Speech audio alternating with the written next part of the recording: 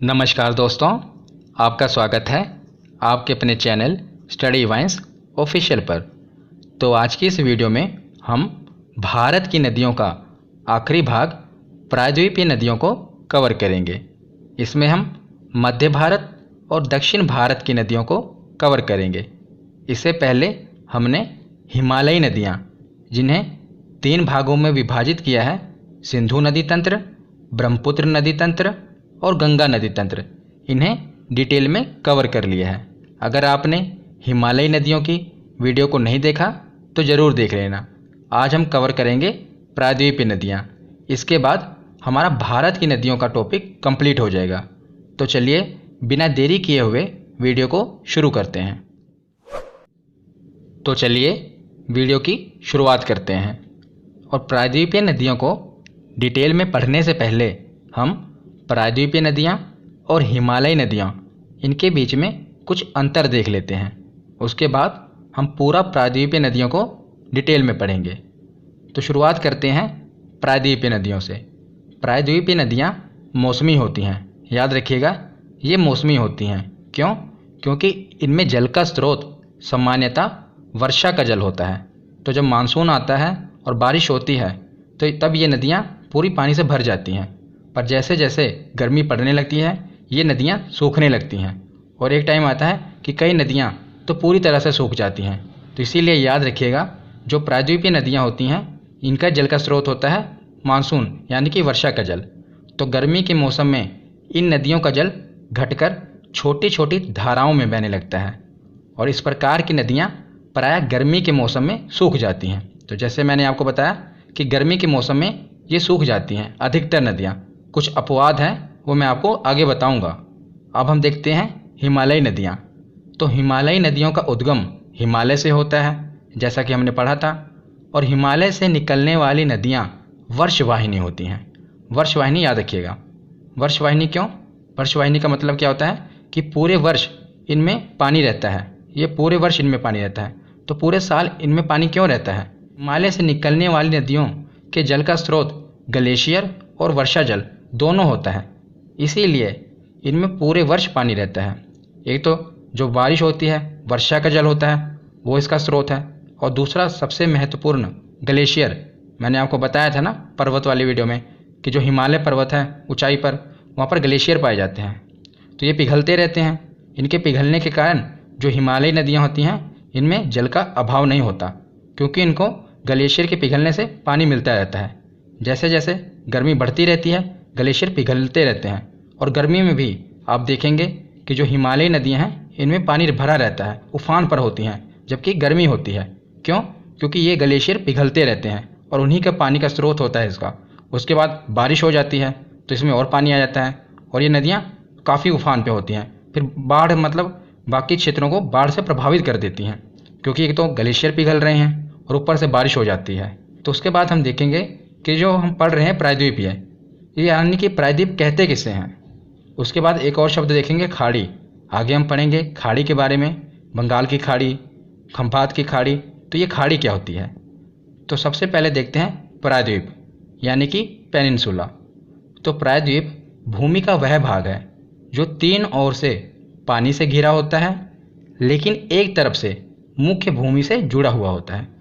तो जैसा कि आप भारत का नक्शा देखेंगे तो जो ये दक्षिण भारत है इसे हम प्रायद्वीपीय भारत कहते हैं। क्यों?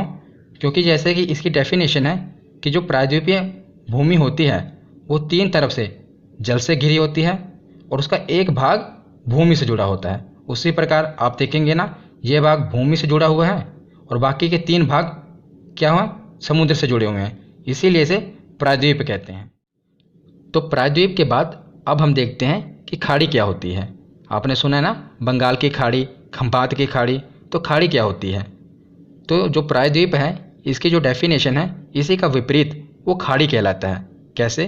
पहले इसकी डेफिनेशन देख लेते हैं कि समुद्र का वह भाग जो स्थल में काफ़ी दूर तक प्रवेश कर जाता है, जैसा कि आप देख रहे हैं काफ़ी दूर तक प्रवेश कर जाता है तथा तीनों ओर से स्थल से घिरा होता है, उसे खाड़ी कहते हैं। तो खाड़ी क्या होती है? जैसा कि आप देख रहे हैं ये जो समुद्र का भाग है ये तीनों तरफ से, इधर से भी और ऊपर से भी, ये स्थल से घिरा हुआ है और एक तरफ समुद्र से जुड़ा हुआ है, तो इसे हम खाड़ी कहेंगे। और प्रायद्वीप में हमने से उल्टा पढ़ा था ना कि स्थल का वह भाग जो तीनों तरफ से समुद्र से घिरा हो और एक तरफ से भूमि से जुड़ा हो, उसे प्रायद्वीप कहते हैं। और खाड़ी में क्या है कि एक तरफ समुद्र से जुड़ा हो और तीन तरफ से भूमि से घिरा हो, उसे खाड़ी कहते हैं। तो आशा करता हूँ आपको प्रायद्वीप और खाड़ी समझ आई होगी। इसके बाद अब हम आगे देखते हैं। तो अब हम दक्षिण भारत की नदियों को डिटेल में पढ़ते हैं।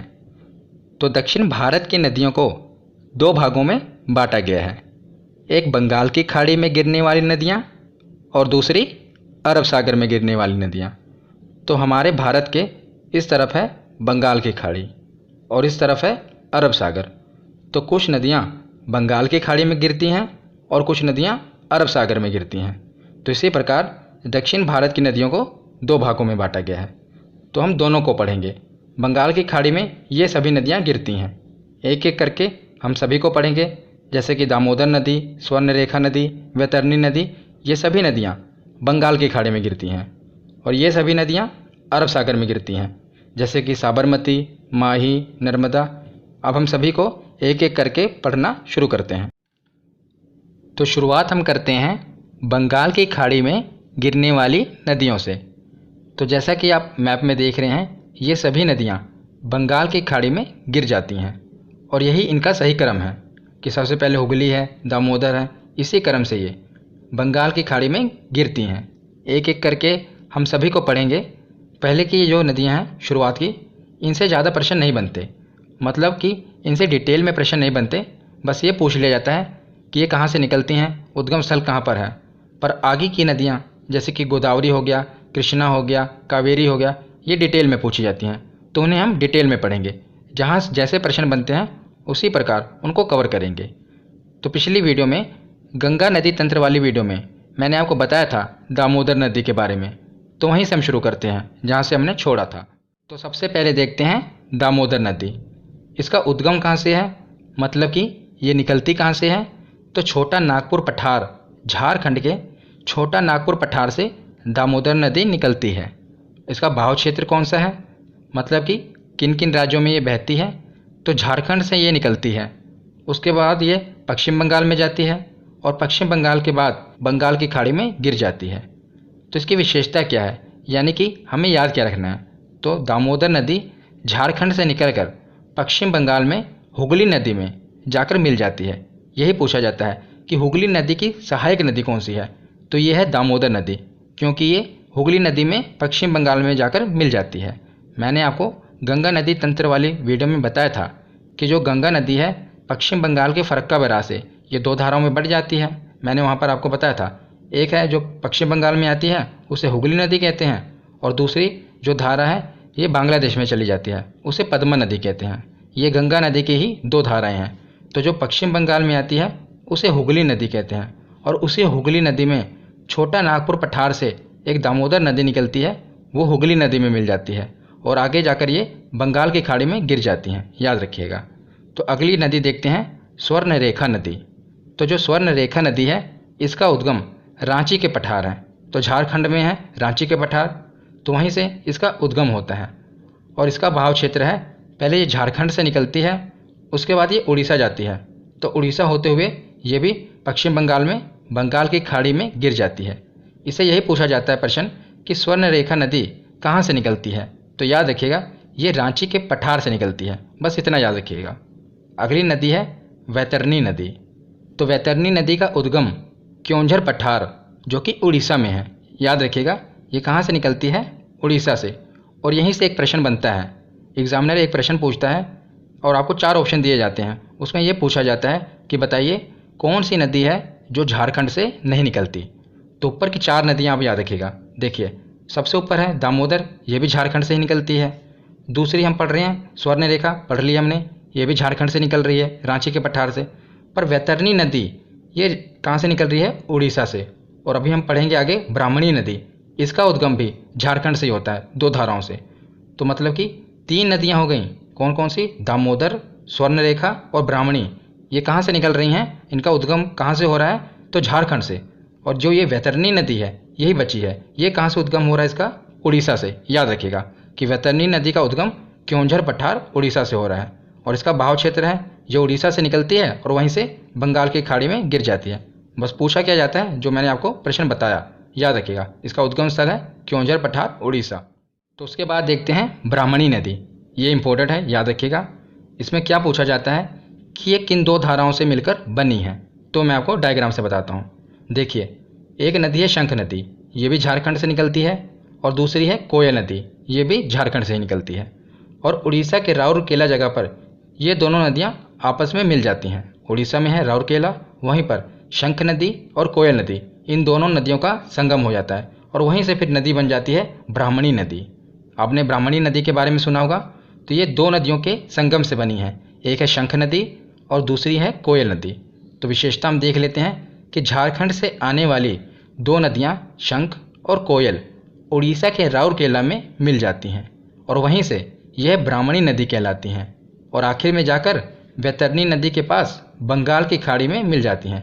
तो बंगाल की खाड़ी में वैतरणी नदी भी गिर जाती है, उसी प्रकार उसी के समीप ब्राह्मणी नदी भी बंगाल की खाड़ी में गिर जाती है।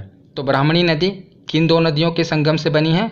शंख नदी और कोयल नदी। तो जो ये शंख नदी है ये तो आप ऐसे भी याद रख सकते हैं, ब्राह्मणी नदी है, ब्राह्मण है ना, तो ब्राह्मण लोग पूजा पाठ करते हैं, शंख वगैरह बजाते हैं। तो शंख नदी ये तो आप याद रख लेना। और दूसरी है कोयल नदी, इसे याद रख लीजिएगा। तो शंख नदी और कोयल नदी, इन दोनों नदियों के संगम से बनती है ब्राह्मणी नदी। और कहाँ पर बनती है तो याद रखिएगा, उड़ीसा के राउरकेला में इनका संगम होता है और वहीं से आगे फिर ये ब्राह्मणी नदी बन जाती है और ब्राह्मणी नदी आगे जाकर बंगाल की खाड़ी में गिर जाती है।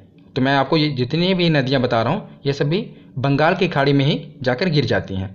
तो उससे आगे हम पढ़ते हैं महानदी। तो महानदी का उद्गम सिंहावा पहाड़ी जो कि छत्तीसगढ़ में है, वहाँ से इसका उद्गम होता है। और बात करें इसके बहाव क्षेत्र की तो ये छत्तीसगढ़ से निकलती है, जैसा कि हमने देखा सिंहावा पहाड़ी से, और उसके बाद ये उड़ीसा में जाती है और फिर वहीं उड़ीसा से बंगाल की खाड़ी में गिर जाती है। तो इसे हमें याद क्या क्या रखना है? सबसे पहले तो यही कि इसका उद्गम कहाँ से हुआ, तो सिंहावा पहाड़ी से जो कि छत्तीसगढ़ में है। और उड़ीसा के कटक शहर में यह नदी डेल्टा बनाती है। तो डेल्टा क्या होता है ये मैंने आपको पिछली वीडियो में विस्तार से बताया था। तो उड़ीसा के कटक शहर में यह नदी, याद रखिएगा, अपना डेल्टा बनाती है। और सबसे महत्वपूर्ण तेल नदी और जोंक नदी इसकी सहायक नदी हैं। ये एक एग्ज़ाम में पूछा गया था कि जोंक नदी किसकी सहायक नदी है, इसीलिए मैंने इसे कवर कर दिया। तो तेल नदी और जोंक नदी ये महानदी की सहायक नदियां हैं, याद रखिएगा। तो उसके बाद हम देखते हैं गोदावरी नदी। ये मोस्ट इंपॉर्टेंट है, बहुत एग्ज़ाम में पूछी जाती है गोदावरी नदी, इसीलिए इसे हम डिटेल में कवर करेंगे। इसकी हम सहायक नदियाँ भी देखेंगे और महत्वपूर्ण पॉइंट भी देखेंगे कि क्या क्या पूछा जाता है, कहाँ से निकलती है, सब कुछ देखेंगे। तो जैसा कि मैंने आपको बताया ना कि जो नदियाँ इंपॉर्टेंट हैं उन्हें हम डिटेल में कवर करेंगे और बाकी की नदियाँ जो छोटी नदियाँ हैं और ज़्यादा एग्जाम में नहीं पूछी जाती उनके हम उद्गम स्थल देख लेंगे कि यानी कि वो कहाँ से निकल रही हैं, उनका बहाव क्षेत्र कहाँ कहाँ बहती हैं। तो अब हम गोदावरी नदी देखते हैं। तो गोदावरी नदी का उद्गम यानी कि ये कहाँ से निकलती है, तो नासिक के त्र्यंबकेश्वर से निकलती है जो कि महाराष्ट्र में है। और त्र्यंबकेश्वर में ही भगवान भोलेनाथ का ज्योतिर्लिंग भी है। भोलेनाथ के पूरे भारत में 12 ज्योतिर्लिंग है, उसी में से एक ज्योतिर्लिंग है त्र्यंबकेश्वर में और वहीं से गोदावरी नदी निकलती है। तो इसका बहाव क्षेत्र यानी कि ये किन किन राज्यों में से बहती है, तो महाराष्ट्र के नासिक से तो निकलती है, उसके बाद ये छत्तीसगढ़ में जाती है और छत्तीसगढ़ के बाद तेलंगाना होते हुए आंध्र प्रदेश में बंगाल की खाड़ी में जाकर गिर जाती है। याद रखिएगा, ये जितनी भी नदियां हैं हम जो पढ़ रहे हैं अभी, ये सभी बंगाल की खाड़ी में गिर जाएंगी। तो आंध्र प्रदेश में ये बंगाल की खाड़ी में गिर जाती है और निकलती कहाँ से है, तो महाराष्ट्र से। और इसकी विशेषता देखते हैं कि हमें याद क्या क्या रखना है। तो सबसे पहले है कि गोदावरी नदी की लंबाई 1465 किलोमीटर है, ये याद रखिएगा। इसकी लंबाई पूछी जाती है कि गोदावरी नदी की कितनी लंबाई है, तो याद रखिएगा 1465 किलोमीटर। और यह है दक्षिण भारत की सबसे लंबी नदी है। ये इंपॉर्टेंट है कि जो गोदावरी नदी है ये दक्षिण भारत की सबसे लंबी नदी है और भारत की दूसरी सबसे लंबी नदी है। अगर हम पूरे भारत की बात करें तो भारत की सबसे लंबी नदी कौन सी है, तो वो है गंगा नदी जिसकी लंबाई है 2525 किलोमीटर। और भारत की दूसरी सबसे लंबी नदी कौन सी है, तो वो गोदावरी है। लेकिन अगर हम दक्षिण भारत की बात करें, मतलब कि उत्तर भारत को छोड़ दें, सिर्फ प्रायद्वीपीय भारत यानी दक्षिण भारत को देखें, तो उसमें गोदावरी नदी सबसे लंबी नदी है। पर अगर हम पूरा ऊपर से उत्तर भारत, दक्षिण भारत, पूरे भारत को देखें तो ये जो गोदावरी नदी है ये दूसरी सबसे लंबी नदी है। उस समय गंगा नदी सबसे लंबी नदी आएगी, लेकिन दक्षिण भारत में गोदावरी नदी सबसे लंबी नदी होगी। उसके बाद अगला पॉइंट देखते हैं कि इसे वृद्ध गंगा, बूढ़ी गंगा और दक्षिणी गंगा भी कहते हैं। ये इंपॉर्टेंट है, एग्जाम में बहुत बार पूछा गया है। और याद रखिएगा यहाँ मैंने लिखा है दक्षिणी गंगा, एक दक्षिण भारत की गंगा भी है, वो हम आगे देखेंगे। पर दक्षिणी गंगा गोदावरी नदी को कहा जाता है, और बूढ़ी गंगा भी गोदावरी नदी को ही कहा जाता है, और वृद्ध गंगा भी गोदावरी नदी को कहा जाता है। तो एग्जामिनर पूछता है कि बूढ़ी गंगा किसे कहा जाता है, तो याद रखिएगा गोदावरी नदी को। और अगला पॉइंट है कि नासिक गोदावरी नदी के तट पर है। तो ये नदी नासिक से तो निकल ही रही है, तो इसी के तट पर है, गोदावरी नदी के तट पर नासिक, याद रखिएगा। उसके बाद हम देखते हैं गोदावरी की सहायक नदियाँ। ये इंपॉर्टेंट नदी है, तो इसकी सहायक नदियाँ भी देखेंगे, हम डिटेल में देखेंगे। तो ये क्वेश्चन तो इससे यही बनता है कि बताइए इसकी सहायक नदियाँ कौन कौन सी है। जैसे आपको ऑप्शन में दे दिया जाएगा कि पूर्णा नदी किसकी सहायक नदी है, पेनगंगा किसकी सहायक नदी है, गोदावरी की। पर अगर आपसे डिटेल में भी पूछ ले तो मैंने आपको ये डायग्राम से समझाया कि कौन सी नदी बाईं ओर से आकर मिल रही है, कौन सी दाईं ओर से आके। ये ऊपर से जो नदियाँ यानी कि उत्तर से मिलेंगी ये बाईं ओर से, और जो दक्षिण से मिलेंगी ये दाईं ओर से। तो सबसे पहले जो बाईं ओर से मिल रही हैं यानी कि उत्तर से आ रही हैं उन्हें देखते हैं। तो जैसा कि ये नदी निकल रही है त्र्यंबकेश्वर से, यानी कि गोदावरी नदी ये पूरी त्र्यंबकेश्वर से निकल रही है, ठीक है। ऊपर से जो नदियाँ आ रही हैं ये सहायक नदियाँ। सबसे पहले है पूर्णा, याद रखिएगा पूर्णा नदी। और दूसरी नदी है, ये पहले देख लेते हैं, इंद्रावती, एक है सबरी। 3 नदियाँ हो गई, पूर्णा, इंद्रावती और सबरी नदी। उसके बाद ये 3 नदियों का एक संगम है, इन्हें भी हम देख लेते हैं। सबसे पहले है पेनगंगा, तो एक नदी आती है पेनगंगा, और उसी में एक नदी है वर्धा।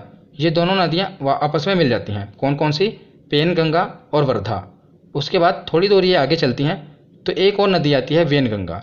फिर ये तीनों नदियाँ आपस में मिल जाती हैं। कैसे, देखिए पहले पेनगंगा आई, फिर उसके बाद वर्धा आई, ये दोनों नदियाँ आपस में मिली यहाँ पर। उसके बाद ये आगे चली तो वेनगंगा इसमें आके मिल गई। तो ये तीनों नदियों का जहाँ संगम हो जाता है उसके बाद ये एक नदी बन जाती है, और इसे कहते हैं प्राणहिता। पेनगंगा, वर्धा और वेनगंगा जब ये तीनों मिल जाती हैं तो इसे प्राणहिता कहते हैं। ये मैं आपको डिटेल में बता रहा हूँ कि अगर एग्जामिनर टफ क्वेश्चन भी पूछ ले तो आपको याद रहे। वैसे तो यही पूछा जाता है कि पेनगंगा किसकी सहायक नदी है, तो गोदावरी की सहायक नदी है। वेनगंगा किसकी सहायक नदी है, तो गोदावरी की। पर अगर पूछ ले कि बताइए प्राणहिता नदी किसके संगम से बनी है, तो याद रखिएगा पेनगंगा, वर्धा और वेनगंगा जब ये आपस में मिल जाती हैं तो प्राणहिता नदी बनती है, और ये गोदावरी की सहायक नदी है। और सबसे ज़्यादा इंपॉर्टेंट जो कई बार एग्जाम में पूछा गया है कि मंजीरा किसकी सहायक नदी है, तो ये गोदावरी की है। और ये देखिए ये नीचे से आके मिल रही है दक्षिण की ओर से, यानी कि दाईं ओर से मिल रही है, इसीलिए और इम्पोर्टेंट बन जाती है कि अगर पूछ लिया जाए आपको ऑप्शन में दिया हो कि गोदावरी नदी की सहायक नदियों में से कौन सी भिन्न है, और बाकी की नदियाँ उत्तर से जो मिल रही हैं यानी कि बाईं से जो मिल रही है वो दे दी जाए, और एक साथ में मंजीरा दे दी जाए, तो आपको लगेगा कि ये तो सभी नदियाँ गोदावरी की हैं, पर उसमें से ये भिन्न होगी। क्यों, क्योंकि ये दाईं ओर से मिल रही है, और बाकी जितनी भी नदियाँ हैं सहायक नदियाँ हैं ये बाईं ओर से मिल रही हैं। इसीलिए इसका ध्यान रखिएगा कि जो मंजीरा नदी है ये दाईं ओर से मिल रही है और गोदावरी की सहायक नदी है। तो गोदावरी नदी के बाद देखते हैं कृष्णा नदी, ये भी इम्पोर्टेंट है, इसको भी डिटेल में पढ़ेंगे। तो इसका उद्गम कहाँ से होता है, पश्चिमी घाट के महाबलेश्वर से, जो कि महाराष्ट्र में है। मैंने आपको पर्वत वाली वीडियो में बताया था कि हमारे भारत के दक्षिणी भारत में इधर है पश्चिमी घाट, इधर है पूर्वी घाट, मैंने वहाँ पर आपको बताया था। वो वीडियो आपने नहीं देखी तो देख लेना, उसमें मैंने सभी जो महत्वपूर्ण पर्वत हैं कवर किए थे। तो वहीं पर जो महाबलेश्वर है पश्चिमी घाट में, वहीं से यह नदी निकलती है, कृष्णा नदी।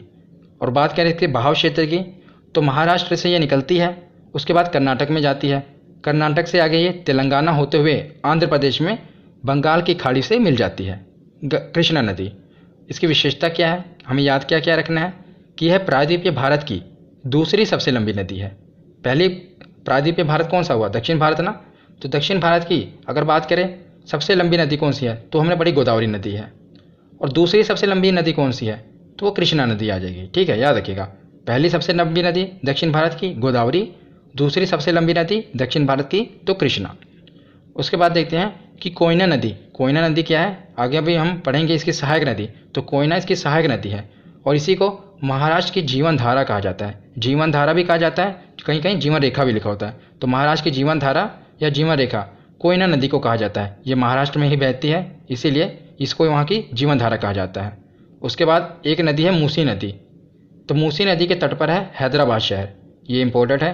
और बहुत बार एग्जाम में पूछा गया है कि हैदराबाद किस नदी के तट पर है। तो याद रखिएगा, मूसी नदी के तट पर। अभी हम सहायक नदियाँ पढ़ेंगे, पर हम ये विशेष बातें देख लेते हैं पहले, और उसके बाद देखते हैं कि आंध्र प्रदेश में विजयवाड़ा के पास ये नदी डेल्टा बनाती है। तो ये अपना डेल्टा कहाँ पर बनाती है?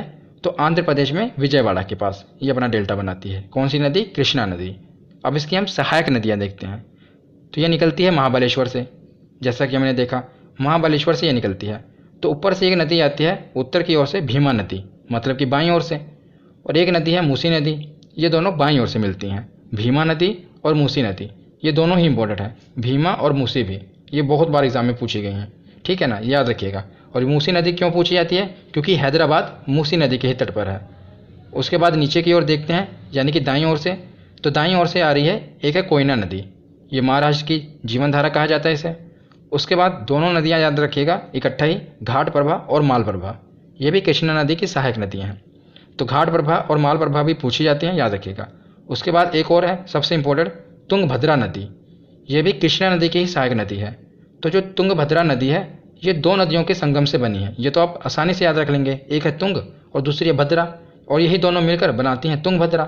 तुंग और भद्रा दोनों मिलकर बनाती हैं तुंगभद्रा, और ये नीचे की ओर से यानी कि दक्षिण की ओर से ये जाकर कृष्णा नदी में मिल जाती हैं। तो ये सभी कृष्णा नदी की सहायक नदियाँ हैं। आप इन्हें बस याद रख लीजिए कि कौन कौन सी सहायक नदियाँ हैं, कि भीमा है, मूसी है, कोयना, घाट प्रभा, माल प्रभा, तुंगभद्रा, ये कृष्णा नदी की सहायक नदियाँ हैं। और मैंने आपको ये भी बता दिया कि कौन सी दाईं ओर से मिल रही है, कौन बाईं ओर से मिल रही है। अगर एग्जामिनर डेप्थ में भी क्वेश्चन पूछ ले तो याद रखिएगा। तो कृष्णा नदी के बाद कुछ छोटी छोटी नदियाँ बची हैं जो कि बंगाल की खाड़ी में गिरती हैं, इन्हें भी देख लेते हैं। अगर एग्जामिनर इससे भी क्वेश्चन पूछ ले तो आपको याद रहेगा। इनके हम उद्गम स्थल देख लेते हैं। तो सबसे पहले है पेन्नार नदी, ये कहाँ से निकलती है? तो उद्गम होता है इसका कर्नाटक के कोलार से। कर्नाटक के कोलार में क्या है आपको याद होगा, तो वहाँ पर सोने की खान पाई जाती है कर्नाटक के कोलार में, और वहीं से ये कर्नाटक के कोलार से ही पेन्नार नदी निकलती है। और इसका बहाव क्षेत्र है, यानी कि कहाँ कहाँ से होकर ये बहती है, तो कर्नाटक से निकलती है, आगे जाती है आंध्र प्रदेश में, और वहीं पर बंगाल की खाड़ी में गिर जाती है। याद आपको बस इतना ही रखना है कि इसका उद्गम कहाँ पर है, तो कर्नाटक के कोलार में। तो पेन्नार नदी के बाद देखते हैं कावेरी नदी, ये भी इम्पोर्टेंट है, इसे हम पढ़ते हैं। तो कावेरी नदी का उद्गम कहाँ से होता है? तो कर्नाटक की ब्रह्मगिरी पहाड़ी से। कर्नाटक की ब्रह्मगिरी पहाड़ी से कावेरी नदी निकलती है, और कर्नाटक के बाद ये तमिलनाडु में बंगाल की खाड़ी में गिर जाती है। इसकी विशेषता क्या है, हमें याद क्या क्या रखना है? तो यह दक्षिण भारत की एकमात्र सदाबहार नदी है। जैसा कि हमने शुरू में पढ़ा ना कि जितनी भी दक्षिण भारत की नदियाँ हैं, इनका जो जल का स्रोत है ये वर्षा का जल है, और गर्मी में ये नदियाँ धीरे धीरे सूख जाती हैं। पर दक्षिण भारत की एकमात्र नदी है कावेरी नदी, ये गर्मियों में भी नहीं सूखती। क्यों नहीं सूखती? इसमें पूरे वर्ष पानी रहता है। तो इस नदी में पूरे वर्ष पानी क्यों रहता है वह मैं आपको समझाता हूँ। तो जैसा कि ये नदी है कर्नाटक से निकलती है, कर्नाटक से निकलती है और तमिलनाडु में बंगाल की खाड़ी में गिर जाती है। तो क्या होता है, जब भारत में मानसून की शुरुआत होती है तो केरल और कर्नाटक से एंटर करता है मानसून, तो जून में एंटर करता है। तो जून में यहाँ पर बारिश हो जाती है, बारिश हो जाती है कर्नाटक में, और इस नदी में पूरा जल भर जाता है। ये एक बार तो जल भर गया, और दोबारा क्या होता है, जब मानसून लौटता है, मानसून लौटता कब है, तो नवंबर दिसंबर में जब मानसून लौटता है तो उस समय तमिलनाडु के एरिया में बारिश होती है। ऊपर का जो एरिया है यहाँ पर बारिश नहीं होती, पर यहाँ पर पूर्वी घाट से टकराकर तमिलनाडु के एरिया में जो कोरोमंडल का तट है वहाँ पर बारिश होती है। तो दूसरी बार बारिश हो गई, तो फिर उस समय इसमें नदी में पानी भर जाता है। तो दोनों मानसून से, जब मानसून आ रहा है तब भी इसमें बारिश होती है, अब जब मानसून लौट रहा है तब भी इसमें बारिश होती है, जिस कारण इस नदी में पूरे वर्ष पानी रहता है, और इसे दक्षिण भारत की गंगा भी कहते हैं। तो हमने पीछे पढ़ा था दक्षिणी गंगा, वो कौन सी नदी थी, वो गोदावरी नदी थी, और ये है दक्षिण भारत की गंगा, तो ये कावेरी नदी है। इन दोनों में काफ़ी कन्फ्यूज़न होती है, याद रखिएगा। जब दक्षिण भारत की गंगा की बात आए तो वो कावेरी नदी होगी, जब दक्षिणी गंगा की बात आए तो वो गोदावरी नदी होगी, याद रखिएगा। तो कावेरी नदी के बाद दो नदियां हैं जो तमिलनाडु में छोटी छोटी नदियां हैं, इन्हें भी देख लेते हैं। एक है वैगई और दूसरी है ताम्रपर्णी, इसे ताम्रपाणी भी कहते हैं। ताम्रपर्णी और वैगई ये दोनों तमिलनाडु से निकलती हैं। पहले मैं आपको कुछ बताना चाहता हूँ, जैसा कि यह है दक्षिण भारत और इधर है श्रीलंका। और श्रीलंका के आगे कुछ द्वीप हैं जिसे हम राम सेतु कहते हैं। और इसी राम सेतु के इस तरफ ये है पाक की खाड़ी, इसे हम पाक की खाड़ी कहेंगे। और इस तरफ की खाड़ी को हम कहते हैं मन्नार की खाड़ी, याद रखिएगा। ऊपर की तरफ जो है इसे पाक की खाड़ी कहते हैं और इसे मन्नार की खाड़ी कहते हैं। तो ये दो नदियाँ, एक पाक की खाड़ी में गिरती है और दूसरी मन्नार की खाड़ी में गिरती है। तो याद रखिएगा, जो वैगई नदी है ये पाक की खाड़ी में गिर जाती है। और सबसे महत्वपूर्ण मदुरै, जिसे मदुरई भी कहते हैं, यह शहर वैगई नदी के ही तट पर है। एग्जाम में पूछा जाता है कि मदुरै शहर किस नदी के तट पर है, तो ये वैगई नदी के तट पर है। मीनाक्षी मंदिर भी यहीं पर है ना, मदुरै शहर में। और दूसरी है ताम्रपर्णी नदी, ये मन्नार की खाड़ी में गिरती है। तो कई बार आपको कन्फ्यूज़न हो सकता है कि कौन सी मन्नार की खाड़ी में गिरेगी, कौन सी पाक की। ये तो अब याद रहेगा ना आपको कि दोनों वैगई और ताम्रपर्णी ये निकलती कहाँ से हैं, तो तमिलनाडु से ही निकलती हैं। उसके बाद खाड़ी में गिर जाती हैं। तो याद कैसे रखेंगे, जैसे देखिए ताम्रपर्णी, आप देखेंगे ताम्रपर्णी, तो ता से तो ये तमिलनाडु से निकल रही है, इसी के ताम्र से देख रहे हैं, और माँ से मन्नार की खाड़ी में गिर जा रही है। तो ता से तमिलनाडु से निकलेगी और माँ से मन्नार की खाड़ी में गिर जाएगी। और जो वैगई है वो तो पता ही रहेगा आपको, एक अगर मन्नार की खाड़ी में गिर रही है तो दूसरी कहाँ गिरेगी, पाक की खाड़ी में। ऐसे आप इसे याद रख सकते हैं। तो बंगाल की खाड़ी में गिरने वाली नदियाँ हमने देख ली। अब हम देखते हैं अरब सागर में गिरने वाली नदियाँ। तो ये जितनी भी नदियाँ आप देख रहे हैं इसी प्रकार क्रम से ये अरब सागर में गिर जाती हैं। और सभी को हम एक एक करके पढ़ते हैं। और साथ में याद रखिएगा, ये जो आप देख रहे हैं ना, ये वाला एरिया, इसे खंभात की खाड़ी कहते हैं। ऊपर की नदियाँ खंभात की खाड़ी में गिरती हैं। पर अगर आपको एग्ज़ाम में अरब सागर दिया होगा तो वो भी सही है, क्योंकि ये जो भारत का इस तरफ का पूरा जो ये एरिया है, ये सागर, इसी को हम अरब सागर कहते हैं। और इसी अरब सागर का पार्ट है खंभात की खाड़ी। तो अगर खंभात की खाड़ी है तो खंभात की खाड़ी को ही टिक करिएगा, अगर अरब सागर है तो अरब सागर टिक कर दीजिएगा, अगर दोनों हैं तो खंभात की खाड़ी को ही टिक करना, क्योंकि ये गिर तो खंभात की खाड़ी में रही हैं पर खंभात की खाड़ी अरब सागर का ही पार्ट है, याद रखना, ठीक है। तो सबसे पहले देखते हैं लूनी नदी। ऊपर से आप देख रहे हैं ना, यह है लूनी नदी। तो लूनी नदी का उद्गम कहाँ से होता है, तो ये अरावली पहाड़ी, अजमेर की अरावली पहाड़ी से निकलती है, जो कि राजस्थान में है। और इसका बहाव क्षेत्र, तो ये ऊपर राजस्थान से निकलती है और गुजरात में कच्छ के रण में विलुप्त हो जाती है। याद रखिएगा, ये विलुप्त हो जाती है, यानी कि भूमिगत हो जाती है। ये आगे जाकर अरब सागर में नहीं गिरती, नई खंभात की खाड़ी में गिरती है। ये कच्छ के रण में ही विलुप्त हो जाती है, यहीं पर भूमिगत हो जाती है। इसीलिए पूछा जाता है कि कौन सी नदी है जो कच्छ के रण में विलुप्त हो जाती है, तो यह है लूनी नदी। और मरुस्थलीय क्षेत्र में बहने के कारण इसे मरुस्थलीय नदी भी कहते हैं। तो राजस्थान में ये बहती है, वहाँ से फिर गुजरात में आती है, तो इसे मरुस्थलीय नदी भी कहते हैं, क्योंकि ये मरुस्थलीय क्षेत्र में बहती है, याद रखिएगा। उसके बाद देखते हैं अगली नदी साबरमती नदी। तो साबरमती नदी भी अरावली पर्वत से ही निकलती है, तो ये उदयपुर ज़िले से निकलती है। जो लूनी नदी थी ये अजमेर ज़िले से निकल रही थी, और साबरमती ये उदयपुर से निकल रही है। और ये भी राजस्थान से ही निकलेगी, जैसे कि अरावली पर्वत श्रृंखला है तो राजस्थान से निकलेगी। और इसका बहाव क्षेत्र भी, जिस प्रकार लूनी का बहाव क्षेत्र था कि वो राजस्थान से गुजरात में आ रही थी, पर वहाँ पर कच्छ के रण में वो समा जा रही थी।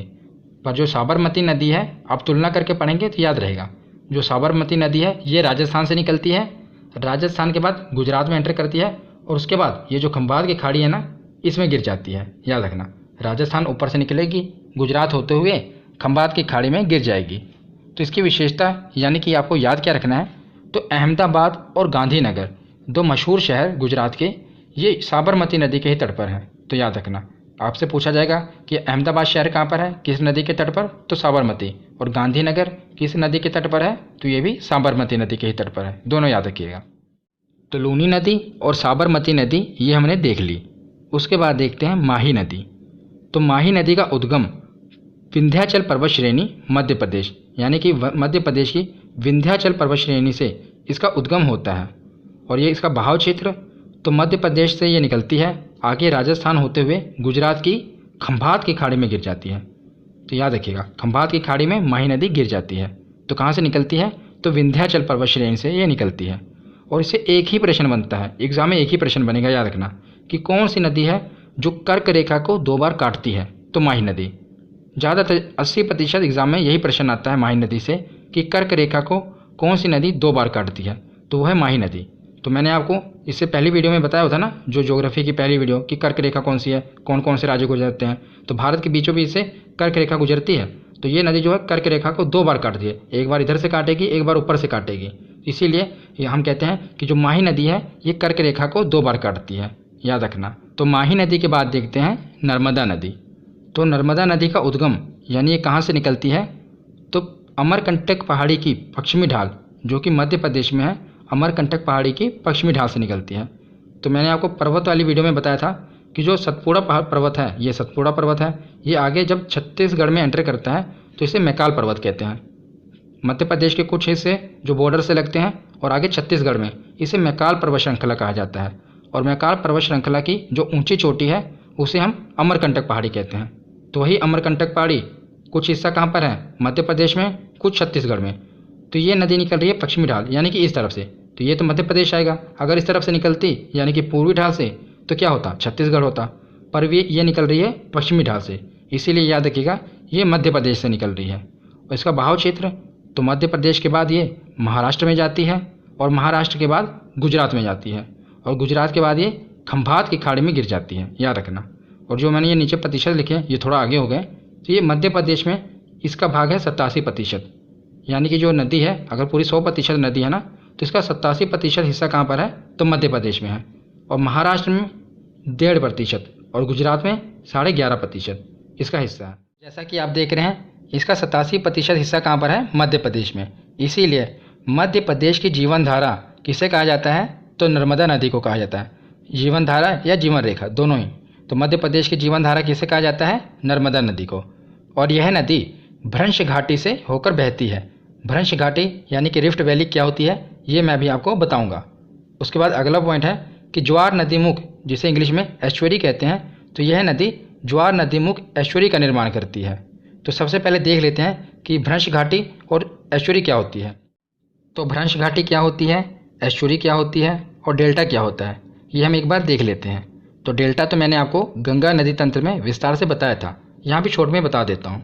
तो डेल्टा क्या होता है, जब नदियाँ ऊपर पर्वतों से, ऊंचे ऊंचे पर्वतों से निकलती हैं, हिमालय पर्वत से, तो क्या करती हैं, अपने साथ वहाँ की मिट्टी, गाद और साथ को बहाते हुए ले आती हैं। तो जब वो तीव्र ढालों से बहती हुई जाती हैं तो तेज़ी से उसे बहा कर लेकर आती हैं। पर जैसे वो समतल ज़मीन पर आती हैं उनकी स्पीड कम हो जाती है। तो अब जो उनकी मिट्टी को धकेलने की क्षमता है जो बहा कर ले आ रही हैं वो स्लो हो जाती है। और जैसे ही वो समुद्र के समीप पहुँचती हैं तो क्या करते हैं, उनकी क्षमता बिल्कुल कम हो जाती है। तो वो क्या करते हैं, उसी मिट्टी को एक जगह जमा कर देती हैं। पर नदियों को बहना है तो वो क्या करेंगी, छोटी छोटी शाखाओं में होकर बहने लगती हैं। तो ये जो त्रिभुजाकार आकृति बन जाती है इसी को डेल्टा कहते हैं। ये नदियाँ क्या करती हैं, अपने द्वारा मिट्टी लेकर आती हैं और जमा कर देती हैं समुद्र में।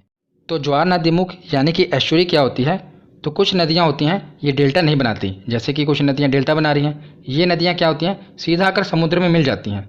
तो जहाँ पर ये समुद्र में मिलती हैं ना, कुछ पानी आगे देखिए जा रहा है नदियों में और फिर ये नदियाँ समुद्र में आ रही हैं, इसी को हम ज्वार नदीमुख कहेंगे।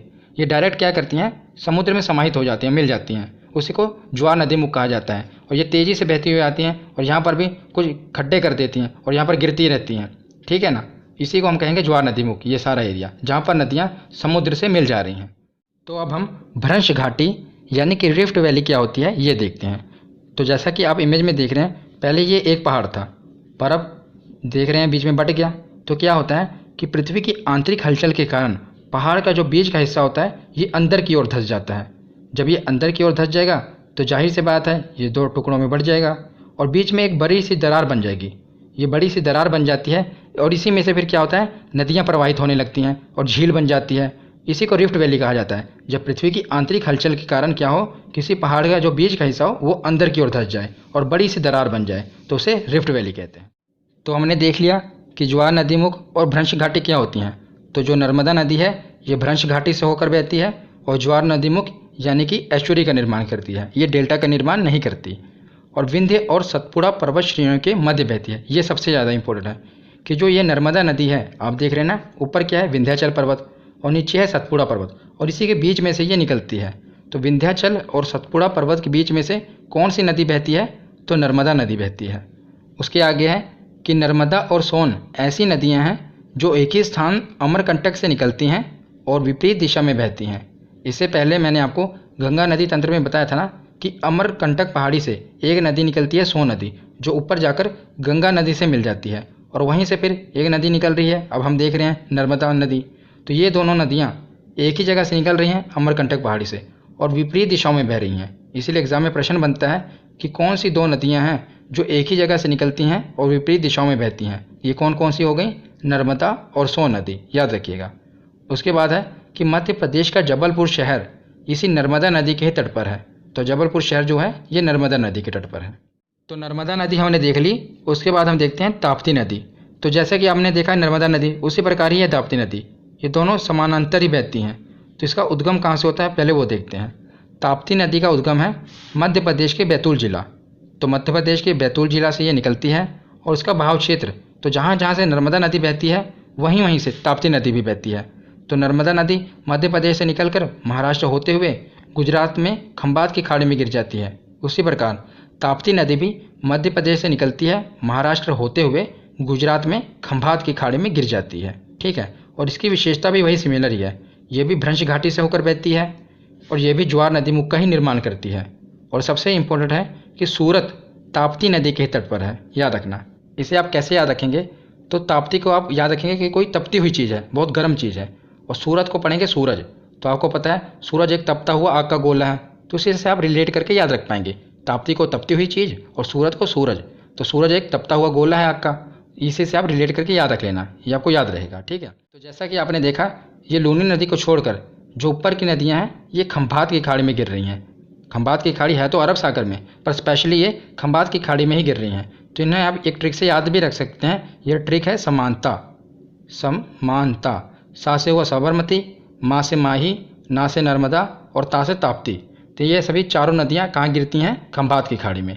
इसे आपको याद रहेगा। तो कुछ छोटी छोटी नदियाँ बची हैं, उसके बाद ये टॉपिक खत्म हो जाएगा। तो मांडवी नदी का उद्गम कहाँ से है? तो कर्नाटक के भीमगढ़ स्थान से। तो पश्चिमी घाट है ना ये वाला पूरा, तो यहीं से निकलती है मांडवी नदी, पश्चिमी घाट के कर्नाटक में भीमगढ़ स्थान से। और इसका बहाव क्षेत्र तो कर्नाटक से निकलती है और आगे गोवा से होते हुए ये अरब सागर में गिर जाती है। और सबसे महत्वपूर्ण क्या है कि जो गोवा की राजधानी है पणजी, ये मांडवी नदी के तट पर है। और इसे प्रश्न बनेगा तो यही बनेगा कि जो गोवा की राजधानी पणजी है ये किस नदी के तट पर है? तो याद रखना है ये मांडवी नदी के तट पर है। और इसके बाद है एक जुआरी नदी। जुआरी नदी वैसे तो एग्जाम में पूछी नहीं जाती, पर याद रख लेना कि जो जुआरी नदी है ये भी गोवा से ही निकलती है और अरब सागर में गिर जाती है। बस इतना ही याद रखना। और इसे आप ऐसे भी याद रख सकते हैं, आपको पता है कि जो गोवा है वो कैसीनो यानी कि जुआ घर के लिए फेमस है। वहाँ लोग कैसीनो में जाते हैं जुआ खेलने के लिए, तो उसी से आप याद रख सकते हैं जुआरी नदी। गोवा में है ना बहुत सारे कैसीनो, आपने फिल्मों में भी देखा होगा, विदेशों से भी लोग आके गोवा में कैसीनो में जाते हैं जुआ घर में। तो इससे आप याद रख पाएंगे कि जो जुआरी नदी है ये गोवा में है। तो लास्ट में ये 4 नदियाँ बची हैं, इन्हें भी हम देख लेते हैं, उसके बाद हमारा टॉपिक ख़त्म हो जाएगा। तो आपको 2-2 करके याद रखना है। जो शरावती और गंगावेली नदी है ये कर्नाटक में है और कर्नाटक से निकलती है, अरब सागर में गिर जाती है। पूछा जाएगा तो यही पूछा जाएगा कि शरावती नदी कहाँ पर है? तो याद रखना कर्नाटक में है। और गंगावेली ये भी कर्नाटक में है। यहाँ पर जलप्रपात पाए जाते हैं। तो जैसा कि मैंने आपको बताया कि जो जलप्रपात वाला टॉपिक है और बांध वाला टॉपिक है ये मैं अलग वीडियो में कवर कराऊंगा। यहाँ पर हम सिर्फ नदियों के बारे में ही पढ़ रहे हैं। तो उसके बाद हमने देख लिया कि शरावती और गंगावेली ये कर्नाटक में है। तो लास्ट में बचे 2, पेरियार नदी और भरतपूजा नदी। तो पेरियार नदी हो गई, पेरियार बांध हो गया, जितनी भी पेरियार वाली चीज़ें हैं ये केरल में ही हैं। तो ये भी पेरियार नदी भी कहाँ पर है? केरल में है। उसके बाद ये अरब सागर में गिर जाती है। उसके बाद है भरतपूजा नदी। तो भरतपूजा नदी तमिलनाडु से निकलती है और केरल होते हुए अरब सागर में गिर जाती है। तो तमिलनाडु के कुछ हिस्से से ही है, कुछ ही हिस्सा है इसका। उसके बाद ये पूरा केरल में ही है। तो केरल के बाद ये अरब सागर में गिर जाती है। तो आज की ये वीडियो यहीं पर ख़त्म होती है। कैसी लगी ये वीडियो कमेंट सेक्शन में ज़रूर बताना। आज हमारा भारत की नदियों का टॉपिक ख़त्म हो गया। उसके बाद हम आगे के नेक्स्ट टॉपिक देखेंगे। धन्यवाद।